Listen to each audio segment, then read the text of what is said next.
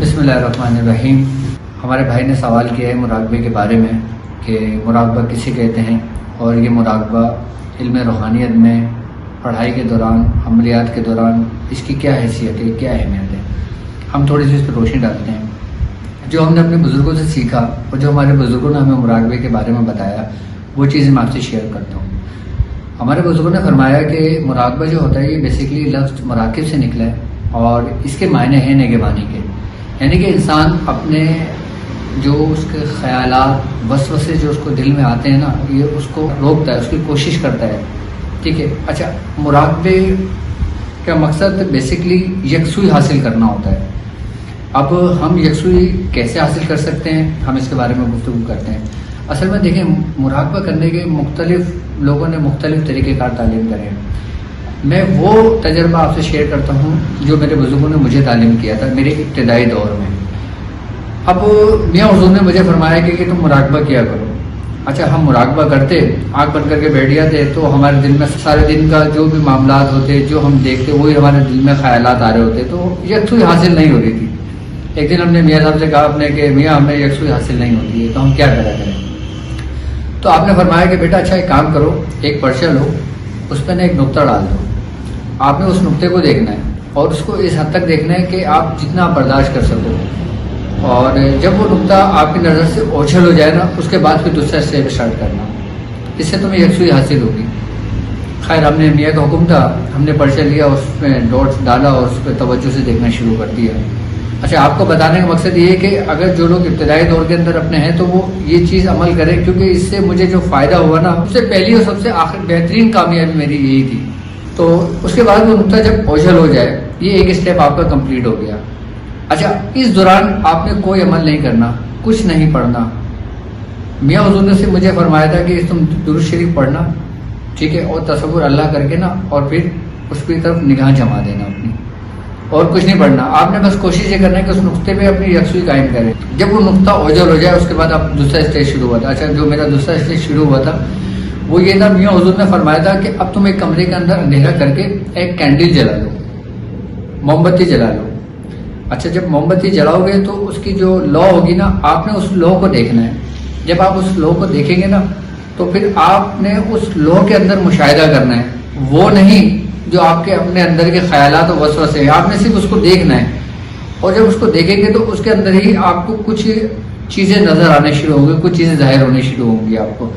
لیکن یہ پریکٹس کرنے کے بعد آیا کیا ہوتا ہے، تقریباً جب مجھے یہ پریکٹس کرتے کرتے 20 سے 25 دن گزرے تھے نا، تو اس کے بعد جو لو تھی نا، وہ بالکل بلیک ہونے شروع ہو گئی تھی۔ بلیک ہونے کے بعد جب یکسوئی حاصل ہوئی تھی نا، پھر جب آنکھ بند کر کے تھے نا، جب تصور اس طریقے سے کیا، جب میاں حضور کو بتایا کہ میاں جب وہ آگ لال ہوتی ہے، جو اس میں سے بلیک ڈاٹس ہے کافی بڑھ گیا، تو میاں حضور نے فرمایا اب موم بتی بند کر دو، اب آنکھ بند کرو، اور آنکھ بند کر کے یہ تصور کرو کہ موم بتی جل رہی ہے۔ جو لو تم نے ابتدائی دور میں دیکھی تھی نا، تو اس لو پہ توجہ کرو۔ پھر ہم نے کیا کرا، وہ موم بتی بند کر دی تھی، پھر اس کے بعد ہم آنکھ بند کر کے بیٹھ گئے تھے، اور پھر ہم نے آنکھ بند کر کے صرف یہ تصور کیا تھا کہ موم بتی جل رہی ہے۔ اور جب ہم نے آنکھ بند کر کے تصور کیا کہ موم بتی جل رہی ہے، تو آپ یقین کریں کچھ لمحے کے بعد وہ موم بتی کی جو لو تھی نا، وہ ہمارے سامنے آ گئی تھی بالکل، اور پھر ہم نے اس پہ ہی تصور کیا تھا۔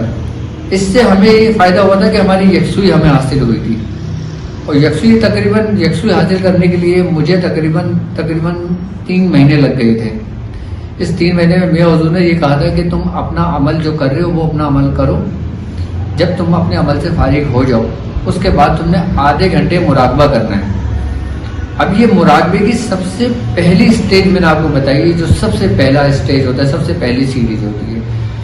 جب اس سے آپ کو یکسوئی حاصل ہو جائے گی نا، پھر آپ کوئی عمل کرتے ہیں، جب آپ بالکل توجہ کے ساتھ عمل کریں گے نا، تو اس عمل کے جو اسرار ہوتے ہیں نا، وہ پھر وہ انسان پہ کھلتے ہیں، پھر وہ معاملات انسان کے اوپر ظاہر ہوتے ہیں۔ اب جیسے اب مثال کے طور پہ اگر ہم بات کرتے ہیں نماز کی، تو نماز بہترین مراقبہ ہے، نماز بہترین مراقبہ ہے۔ ایک دفعہ میاں حضور نے نماز کے بارے میں یہ بات سمجھائی کہ ان کے جو استاد تھے جن کا نام سیتا رام تھا، انہوں نے فرمایا تھا مراقبے کے بارے میں، انہوں نے فرمایا تھا کہ میاں تم نماز پڑھتے ہو؟ آپ نے کہا ہاں میں نماز پڑھتا ہوں۔ تو انہوں نے فرمایا کہ تمہیں نماز کی اہمیت پتہ ہے؟ انہوں نے کہا میں تمہیں سمجھاتا ہوں کہ نماز کی کیا اہمیت ہے۔ اور آپ کا نماز ہی پورا مراقبہ ہے. تو انہوں نے فرمایا کہ ہمارے انسان کے جسم کے اندر جو نا ریسز ہوتی ہیں، یعنی کہ ایک پازیٹیو ہوتی ہے اور ایک نیگیٹو ہوتی ہے. یعنی کہ ایک کو کہتے ہیں ہم انبساط اور ایک ریسز کو کہتے ہیں انقباض. انقباض کہتے ہیں بیسیکلی سکڑنے کی حالت کو، اور انبساط کہتے ہیں پھیلنے کی حالت کو. آئی بات سمجھ میں؟ اب اس کا جب تعلق ہوتا ہے نا، یہ انسان کے جسم کے اندر موجود جو انسان کے ریڑھ کی ہڈی ہوتی ہے نا، اسپینل کارڈ جو ہوتا ہے، یعنی کہ یہ جو ہمارا یہ گردن کا جو مورا ہے یہاں سے، اور جو کولوں کا لاسٹ مورا ہے یہاں سے انبساط کا عمل شروع ہوتا ہے اور نیچے سے انقباض کا عمل شروع ہوتا ہے. جب انسان بالکل اسٹریٹ حالت میں کھڑا ہوتا ہے نا، تو وہ لہریں باقاعدہ محسوس کرتی ہیں اور لہریں چلتی ہیں انسان کے جسم کے اندر. اچھا، جو ہمارے سیتا رام دادا استاد تھے وہ یہ کہتے تھے کہ انسان کے جسم کے اندر جو نا، وہ اس کے بارے میں فرماتے تھے نارسنگ سو رہا ہے، اس کو جگانا ہے. یعنی کہ ہندو جو ہوتے ہیں نا، وہ باقاعدہ اگر آپ نے یوگا پڑھا ہوگا، یوگا سیکھا ہوگا، تو اس کے بارے میں آپ کو ڈکٹیشن دی جاتی ہے کہ انسان کی جو روحانی قوتیں ہوتی ہیں نا، اس کو ہم کہتے ہیں قوت ارادی. اصل میں ہندو جو ہوتے ہیں، دنیا میں جتنے بھی غیر مذاہب کے لوگ ہوتے ہیں نا، وہ سب سے زیادہ توجہ دیتے ہیں میڈیٹیشن کے اوپر. اس کی بیسکلی بنیاد کیا ہوتی ہے آج میں آپ کو بتاتا ہوں. میڈیٹیشن کا تعلق دنیا کے ہر مذاہب میں آپ کو ملے گا اور دنیا کی ہر کتابوں میں آپ کو تذکرہ ملے گا. اس کی وجہ بیسکلی یہ ہوتی ہے کہ اس سے انسان کو جب تک یکسوئی حاصل نہیں ہوتی نا، وہ کسی بھی مقصد میں کامیاب نہیں ہو سکتا. آئی بات سمجھ میں؟ اب وہ سیتا رام کہتے تھے کہ ہمارے جسم جو ریڑھ کی ہڈی ہے نا، اس کے اندر نارسنگ سو رہا ہے، ہمیں اس کو جگانا ہے. اب وہ اس پہ ریاضتیں کرتے تھے. اب پاپا ہمارے بتاتے ہیں کہ جو باقاعدہ ہندو جب اس پہ ریاضت کرتے تھے نا، تو تقریباً 12 سال 14 سال 18 سال صرف وہ اس کو جگانے کے لیے، یعنی کہ وہ قوت ارادی جو انسان کے اپنے اندر موجود ہے نا، اس کو جگانے کے لیے کیا کرتے تھے. اچھا، ہمارے مسلمانوں کے اندر ایک بہت خاص بات یہ ہے کہ اللہ تعالیٰ کی ایک نعمت ہم پر یہ ہے کہ ہمارے یہاں ریاضتیں کم ہوتی ہیں اور ہمیں فیض زیادہ ہوتا ہے. اس کی بیسک وجہ جو ہے نا، وہ ہے لا الہ الا اللہ محمد رسول اللہ. یعنی کہ جو سرکار دو عالم صلی اللہ علیہ وآلہ وسلم کا جو نور ہمارے اپنے اندر ہے نا، وہ ہمیں زیادہ سے زیادہ ریاضت، کم سے کم ریاضت، اور زیادہ سے زیادہ ہمیں نفع اور فائدہ صرف یہی نام ہمیں پہنچاتا ہے. اچھا، ہم بات کر رہے تھے مراقبے کی. تو جو سیتا رام ہے نا، وہ فرماتے ہیں کہ ہمارے ریڑھ کی ہڈی میں جو نا نارسنگ ہو رہا ہے، ہمیں اس کو جگانا ہے. اچھا، اب جب انسان نماز کی حالت میں ہوتا ہے نا، آپ یہ دیکھیں کہ نماز پڑھنے کا جو طریقہ کار ہمارے دین میں ہے، ہم بالکل اسٹریٹ کھڑے ہوتے ہیں. یعنی کہ ہماری گردن بالکل سیدھی ہوتی ہے، یعنی کہ ریڑھ کی ہڈی اور گردن پوری اسٹریٹ ہو جاتی ہے. جب ہماری گردن پوری سیدھی ہوتی ہے نا، تو وہ ریسز ہمارے اندر جسم کے اندر چلنے لگتی ہے. آئی بات سمجھ میں؟ جب وہ ریسز چلتی ہے نا، تو وہ بیسکلی اگر دیکھا جائے تو نیوٹرل اور فیز ہوتا ہے، یعنی کہ انبساط اور انقباض ہوتا ہے. جب نیوٹرل اور فیز دونوں ملتا ہے نا، تو لائٹ جل جاتی ہے، روشن ہو جاتا ہے کمرہ. اب نیوٹرل اور فیز جب تک دونوں نہیں ملتے، بلب نہیں جلتا. اسی طریقے سے انسان کے اندر جب تک انبساط اور انقباض کا عمل دونوں نہیں ملتا، تو اس کے اندر روحانیت پیدا نہیں ہوتی، اس کے اندر روشنی پیدا نہیں ہوتی، اس کے اندر قوت ارادی پیدا نہیں ہوتی. یہ ریاضت کرانے کا مقصد، اچھا، یہ کسی پڑھائی کے ذریعے حاصل نہیں ہوتا آپ کو، یہ کسی عملیات کے ذریعے حاصل نہیں ہوتا، یہ کسی نوری عمل کے ذریعے حاصل نہیں ہوتا. یہ صرف اور صرف آپ کو پریکٹس سے حاصل ہوتا ہے.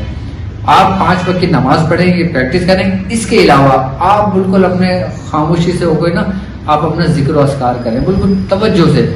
اچھا، ارے بڑے بزرگ فرماتے ہیں کہ اب جو جیسے تم یہ ایکسرسائز کرتے ہو، اب تم نے اپنی پڑھائی سے فارغ ہو گئے، اب تم نے پڑھنا نہیں ہے، اب تم نے صرف اور صرف ایکسرسائز کرنی ہے. ایکسرسائز کیا ہے؟ صرف اور صرف مراقبہ کرنا ہے، مشق کرنا ہے، آنکھ بند کر کے بیٹھ جانا ہے.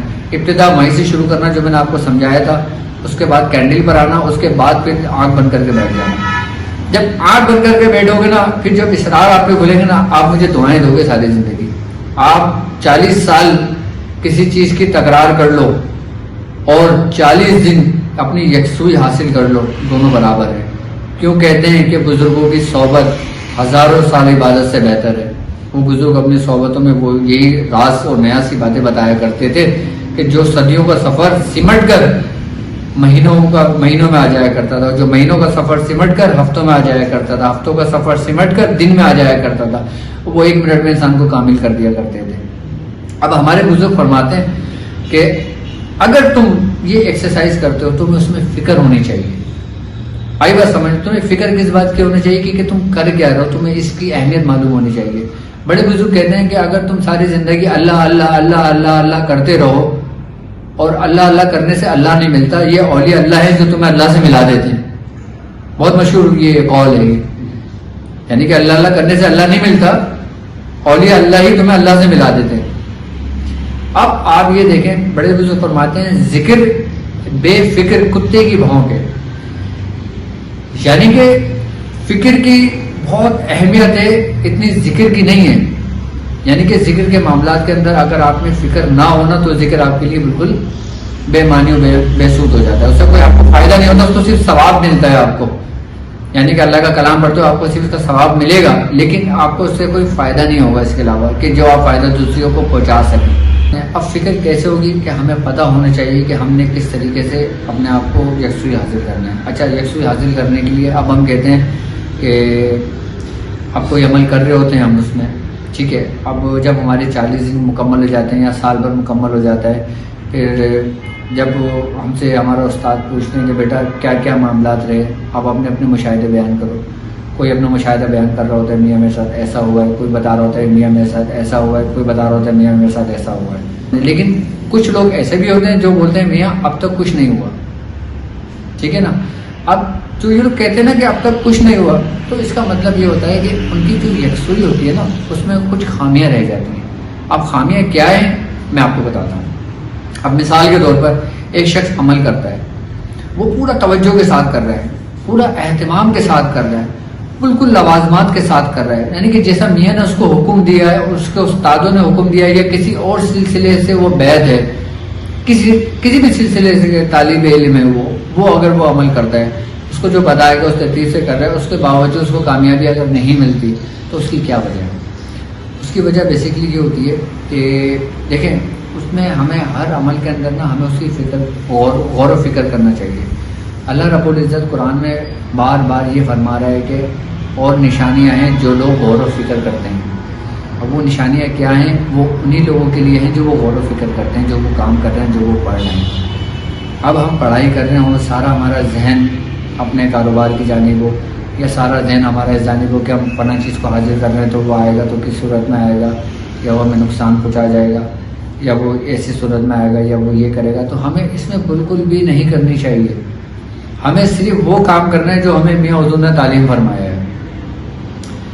آپ کوئی بھی عمل کر رہے ہوں، آپ بے شک کریں، کرنا چاہیے، لیکن اپنے عمل پورا ہونے کے بعد کم سے کم آدھا گھنٹہ اپنے آپ کو ضرور دیں. اور اس لیے نہیں، صرف اس لیے ہم دیں کہ آپ جو نا اپنے آپ کی یکسوئی حاصل کریں، یعنی کہ مراقبہ حاصل کریں. ابھی میں نے آپ کو پہلا اسٹیج بتایا ہے، اب انشاءاللہ تعالی میں نیکسٹ ویڈیو میں آپ کو یہ بتاؤں گا کہ مراقبے کے اندر کیسے داخل ہوا جاتا ہے، کیا پڑھا جاتا ہے اور کیا پڑھ کے پھر وہاں سے نکلا جاتا ہے. ابھی ہمارا پہلا اسٹیج یہی ہے جو میں نے ابھی آپ کو تعلیم کی ہے. جب یہ اسٹیج ہمارا کمپلیٹ ہوگا تو آپ لوگ اپنے اپنے مشاہدے مجھ سے ضرور بیان کیجیے گا، مجھے بتائیے گا میری ویڈیو دیکھنے کے بعد. اس کے بعد جب میری نیکسٹ ویڈیو انشاءاللہ تعالی اپلوڈ کروں گا تو میں اس میں مزید مراقبے کے بارے میں بتاؤں گا آپ کو، اور مراقبے کی حقیقت بتاؤں گا، اور مراقبے کے بارے میں تفصیلی ہم پورا چیپٹر ایک پورا پروگرام کریں گے. اچھا، جن لوگوں کو میں نے ابھی یہ چیزیں تعلیم کری ہیں، اگر آپ لوگوں کے دماغ میں کوئی سوالات ہوں یا آپ لوگوں کو کچھ مجھ سے پوچھنا چاہتے ہیں تو آپ مجھ سے کمنٹس میں پوچھ سکتے ہیں، مجھ سے پرسنل میں پوچھ سکتے ہیں، مجھے ان باکس میں پوچھ سکتے ہیں. اور انشاءاللہ تعالی یہ بھی ویڈیو کا میرا پہلا حصہ ہے. میرا پارٹ دوسرا، اس میں مراقبے کے بارے میں تفصیلی آپ کو بتاؤں گا. ہاں، آپ سب سے پہلے یہ کام کر لیں کہ یہ چینل کو سبسکرائب کر لیں اور بیل آئیکن کا بٹن دبا دیں تاکہ جو میری نیکسٹ ویڈیو ہے نا اس کا نوٹیفیکیشن آپ کو مل جائے. آئی بات سمجھ میں، تاکہ میری ہر ویڈیوز آنے والی آپ تک پہنچ جائے. اور آپ اس کو زیادہ سے زیادہ لوگوں کو شیئر کریں تاکہ لوگوں کو علم روحانیت کا، علم العملیات کا اور مراقبے کے علم کا پتہ ہونا چاہیے. میں آپ کو ایک بات بتاؤں، صرف مراقبے کے اوپر پروگرام کرنے کے لیے مجھے کم سے کم 10 پروگرام اپنے ریکارڈ کرانے پڑیں گے، تب بھی یہ کمپلیٹ نہیں ہوگا. لیکن 10 پروگرام میں آپ کو سمجھ میں آ جائے گا کہ مراقبہ ہمیں کس طریقے سے کرنا ہے. علم تصوف میں، علم روحانیت میں، علم معرفت میں، علم کیمیا میں، تمام علوم کی جو بیس ہے نا، یہ یاد رکھیے گا کہ مراقبہ ہے، یعنی کہ یکسوئی ہے. جب تک آپ پہلا اسٹیج آپ کا کلیئر نہیں ہو سکتا، کامیاب نہیں ہو سکتے، آپ کبھی بھی آگے کامیاب نہیں ہو سکتے. آپ سارے زندگی رٹافیکیشن کر لیں، آپ کبھی کامیاب نہیں ہو سکتے. اب مجھے اجازت دیجیے اپنے میزبان ڈاکٹر عبدالباجی شاذلی کو. فی امان اللہ، اپنا بہت خیال رکھیے گا. انشاءاللہ تعالی نیکسٹ ویڈیو کے ساتھ میں نیکسٹ ٹائم پھر حاضر ہوں گا. السلام علیکم ورحمۃ اللہ. فرشتے قبر میں واجد جو پوچھے تم سے رہبر کا، فرشتے قبر میں واجد جو پوچھے تم سے رہبر کا، جو پوچھے تم سے رہبر کا، تو بے خوف و خطر کہنا شعارف آپ ہی تو ہیں. شاہ عارف، شاہ عارف، شاہ عارف، شاہ عارف، شاہ عارف.